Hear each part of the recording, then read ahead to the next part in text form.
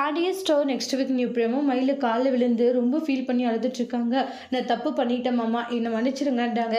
இனிமேலும் நான் இப்படி ஒரு தப்பாக பண்ண மாட்டேன், தயவு செஞ்சு என்னை வீட்டை விட்டு வெளியே போக சொல்லாதீங்கன்றாங்க.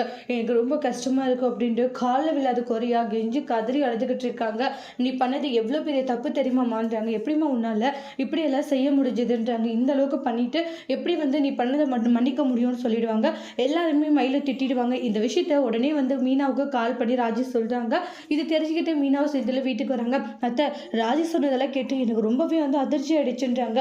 மயிலக்காவை இப்படி ஒரு விஷயத்த பண்ணாங்கன்றாங்க.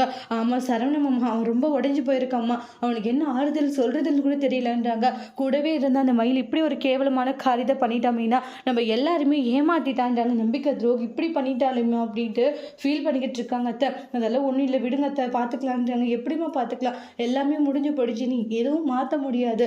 சரணுடைய வாழ்க்கையே போயிடுச்சு. அவள் சந்தோஷமா இருக்கணும் தானே நம்ம பல கனவுகளோடு கண்டோம். ஆனால் இன்னைக்கு அந்த சந்தோஷமே நிலைக்காம போயிடுச்சுன்றாங்க.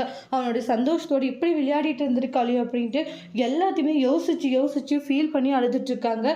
இங்கே சரவணை போயிட்டு நம்ம செந்தில் பார்த்து சமாதானப்படுத்துறாங்க.